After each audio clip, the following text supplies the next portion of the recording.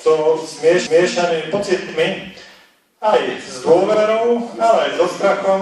Rozprávame sa o všeobecnom zajtrajšku, aj o celkom nepatrnom každodennom zajtrajšku, o všetkom. Čo by nás mohlo čakať? Možno sa tešíte na to, čo bude zajtra, možno si poviete, zajtra je pondelok. Zajtra. Ako bude vyzerať zajtrajšok po Kristu? Pozreli sme sa na niektoré miesta, kde nám niektorí spolupracovníci porozprávali, ako vyzerá ich zajtrajšok, a potom uvidíte, ako pôjde to zajtra ďalej z ceny pro Kristom. Máme tu kurz viery, ktorý sa nazýva Vertikál. To znamená, aby si sa nasmeroval k Bohu, a to by sme chceli aj potom ponúknuť v našom spoločenstve.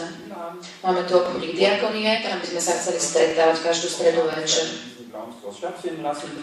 Ponúkame 3 rôzne kurzy. Je tu možnosť vybrať si medzi kurzom na ceste s Ježišom Kristom, alfa kurzom a stupňami života. Tieto 3 kurzy ponúkajú aj rôzne cirkevné spoločenstvá. U nás bude následne po Prochris ponúknutý kurz pre začiatočníkov, to znamená, že v našich spoločenstvách môžete spoznávať základy kresťanskej viery. Ponúkame aj kurz viery s podobnými témami, ktoré sme načali na Prochris, aby sa ľudia vedeli zapojiť do rozhovorov, aby sa ľudia spoznali, a to nie len na plátne, ale aj v normálnom živote. A tiež, aby si mohli položiť otázky, aby sa vedeli zapojiť, naviazať kontakt s kresťanmi, kresťanskými spoločenstvami a možno aj s našimi. Urobíme aj skupinku a tiež biblické vyučovanie a krst, tak ako tu mám kurz pripravujúci na krst, 3 alebo 6-mesačný kurz o krste a modlitby a veľa biblického vyučovania. Po tomto Prochris podujatí sme naplánovali 4 večery v rôznych spoločenstvách, kde ponúkame kurzy o nasledovaní Ježiša Krista a tiež niekoľko domácich skupiniek ponúkne tento kurz. Pozývame vás, aby ste prišli k nám do 3 rôznych spoločenstiev na základné kurzy viery každý večer v nasledujúcom týždni po celý týždeň a spolu budeme pracovať s Bibliou, pokúsime sa zodpovedať na vaše otázky a poskytnúť pomoc pre váš každodenný život. Dnes skončí Prochris 2013, to však neznamená, že je teraz všetkému koniec, lebo Prochris je ďalej a síce rozličnými spôsobmi. Aj s inými spoločenstvami evangelizačný týždeň vo vašom meste a pozvete nás. Určite presný časový rámec. My vám pomôžeme s prípravami. Jeden z evangelistov Prochris príde do vašho mesta. Spolu s vami vytvorí evangelizačné večery. Tieto večery sa budú konať naživo u vás v meste, tak môže byť program optimálne napasovaný na vaše pomery a priania. A to nie je všetko. Mimoriadna séria podujatí sa bude konať na jeseň v roku 2015. Podobne ako pri našom mládežníckom podujatí Jesus House sa lokálny Prochris uskutoční naživo na rôznych miestach súčasne. Vtedy mnohé kresťanské spoločenstvá radi prijali túto ponuku. V presne stanovených termínoch v októbri a novembri si evangelizátori nájdu čas, aby podporili v celej Európe lokálnu ponuku Prochris. Počas akcie v rozmedzi 6 mesiacov uskutočnia toto podujatie až na 450 miestach súčasne. Výhoda? Aj tieto podujatia sa uskutočnia naživo vo vašich mestách a budú prispôsobené vašim možnostiam. Napriek tomu zostane Prochris spoločnou verejnou európskou akciou so zapojením mnohých evangelistických organizácií. Prochris bude pokračovať aj centrálne. Ďalšie takéto podujatie, aké je toto v Stuttgarte, sa bude konať v roku 2017. Znova vyberieme jedno centrálne miesto. Keď si myslíte, že práve vaše mesto by sa malo stať centrálnym miestom pre toto podujatie, môžete sa o to uchádzať od apríla 2013 v Prochris. Zvláštnosťou bude viesť malý tým 2-3 evangelistov. A tak ako na Prochris podujatiach doteraz, aj naďalej sa budú bohoslúžby vysielať do rôznych krajín Európy a prekladať do rôznych jazykov. Aj naďalej by sme mali mnohí ľudia prijímať Prochris podujatia cez médiá, rôzne kanály v televízii, na internete. Naše mediálne partnerstva posilníme a vzbudujeme. Naša internetová modlitebná akcia Prajem si od Boha ukázala, že mnohí ľudia sa chcú zbaviť svojich otázok a hľadajú úprimnú radu. Preto by sme mali tiež pokračovať s verejnými online stretnutiami na www.connect7.de.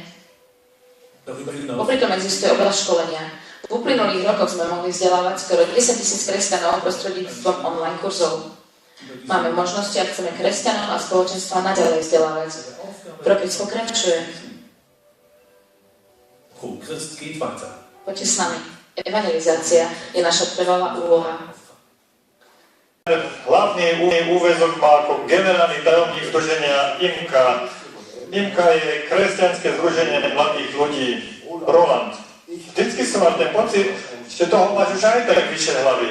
Ako to, že máš ešte čas a preberáš i tento ďalší úrad. Propis ma to veľa spája. V roku 1993 som bol v Esene, potom aj v Lipsku a na iných miestach ako prekladateľ do angličtiny. Ja som prekladal Bleskového Ulricha Parzaniho do angličtiny. Jednu z tém som mala aj na Jesus House v 98. a 2000. Považujem túto prácu a príbeh o požehnaní s Billy Grahamom a Ulrichom Parzanim, s predstaveným prelátom Rolfom Kšeppuchom, doktorom Raimundom Učom za skvelú vec. A chcem preto pridať ruku k dielu, aby to aj v budúcnosti mohlo pokračovať. Super. Roland, porozprávaj nám ešte skratke. Je to trošku neprehľadné. Ako to bude teraz konkrétne pokračovať?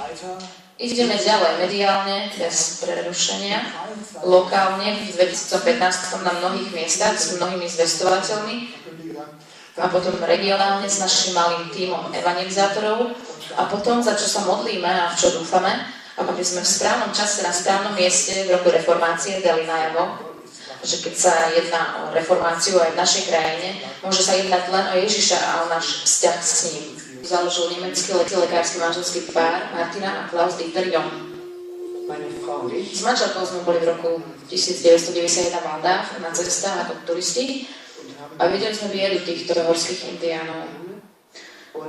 A aj tak sme raz chceli uskutočniť náš životný projekt, životný sen a postaviť nemocnicu pre chudobných ľudí, pre tých, ktorí si to nemôžu dovoliť. Joncovci napísali návrh projektu a založili v Nemecku podporné združenie. Na papieri vzniká plán, avšak stavba bude stáť vyše $10 miliónov. Začínajú zbierať peniažné a vecné dary. Pozemok sa našiel veľmi rýchlo v Curahuasi. Peru. Keďže Dios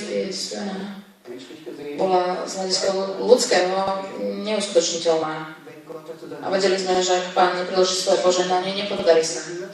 V každej etape sa diali také veci, ktoré sa nedali vysvetliť. A teraz tu máme knihu, Videl som Boha. A kto si tie príbehy prečíta alebo vypočuje, kto navštívi nemocnicu, tak povie, je to pravda, v tomto príbehu vidieť Boha. Noviny, hamburský večerník teraz nazval doktor s priamou linkou k Bohu. Hodí sa to?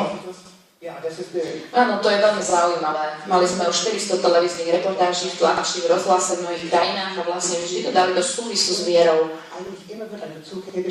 Aj keď mnohé televízne týmy, ktoré prišli, ako aj minulý týždeň z Bogoty, to vlastne nie sú kresťania. Majú svoj svetonázor, sú neutrálni alebo dokonca ateisti.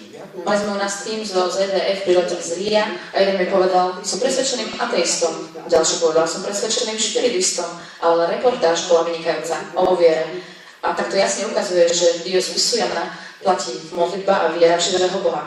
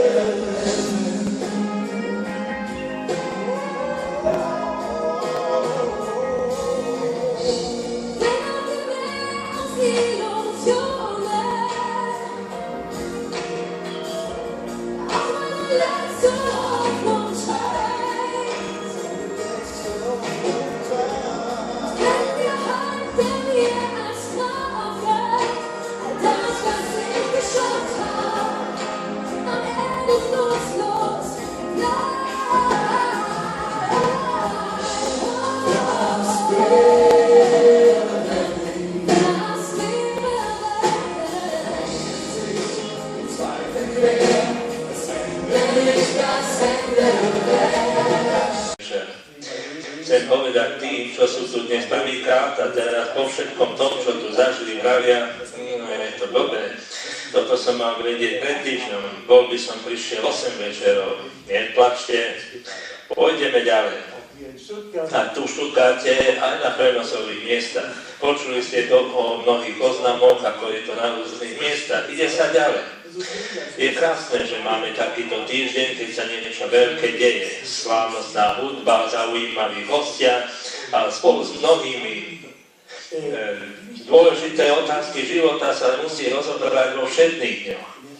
Tam je treba viesť rozhovory, premýšľať a tam sa hľadá orientácia. A to sa iba železnej opony. Nič. To je na pováženie. A tí, čo sa zapodievajú prognózami budúcnosti a sú seba kritickí, ja pomalšie. Buďte zvlášť skeptickí, keď sa vedecké teórie a matematické vzorce používajú, lebo to je iba prach do vašich očí. Všetci tápeme v zle. Prepočítavať sa dajú iba priemery z minulosti, ale život, rovnako súkromný a osobný, ako aj globálny, sa neriadi priemermi, ktoré sa pravidelne opakujú. Záplavy, tsunami a zemetrasenia, ktoré sa stanú každých 500 rokov, tie sa nedá predpovedať. Aj s prognózami je to takisto, že nič neprinesú. Dopadne to inak, než si my myslíme. Tak čo máme robiť? Musíme sa aspoň snažiť o čo najlepšie. Samozrejme, že sa o to musíme snažiť. A teraz sa možno pýtate, čo ti dnes večer ide? A ja sám som sa pýtal, ako sa mám na základe týchto skutočností postaviť a hovoriť o budúcnosti. Veď viem ja viacej ako iní, tak samozrejme, že nie. Nemám ani titul doktora, nie som ani profesor, a v Nemecku je toto najvyššie, čo sa v živote dá dosiahnuť. Ja som normálny človek. Snažím sa hlavou aj rozmýšľať a nosy aj utierať, ale som spokojný, že som sa dozvedel z lekárskej vedy, ktorá zistila, že hlava nie je iba na okrašľovanie. Že naozaj sa ňou dá použiť aj na rozmýšľanie. A budem nadšený, keď sa táto pravda rozšíri aj po krajine. Zhoď nám mozog z neba, Pane. Mohli by sme ho potrebovať. Ale ja nie som ten, čo vám múdrosť s lyžičkami rozdáva. To ja nie som. Preto som vám dlžný odpoveď, prečo sa tu vôbec opovážujem stáť a hneď neodídem. Poviem vám celkom jediný dôvod. Lebo Ježiš Kristus stal z mŕtvych. Lebo odvtedy Boh jeho ukrižovaného Ježiša, ktorého pochovali načisto mŕtvého, toho vzkriesil z hrobu. Odvtedy môžeme vedieť, že je niekto, ktorý keď hovorí, tak nielen preceňuje svoje túžby a obavy. To je jediné, čo my vieme. Optimisti preceňujú svoje túžby a pesimisti preceňujú svoje obavy. A podľa toho vyzerajú prognozy budúcnosti, ružovo alebo čierne. Nám neostáva nič iné. My nevieme, čo bude zajtra.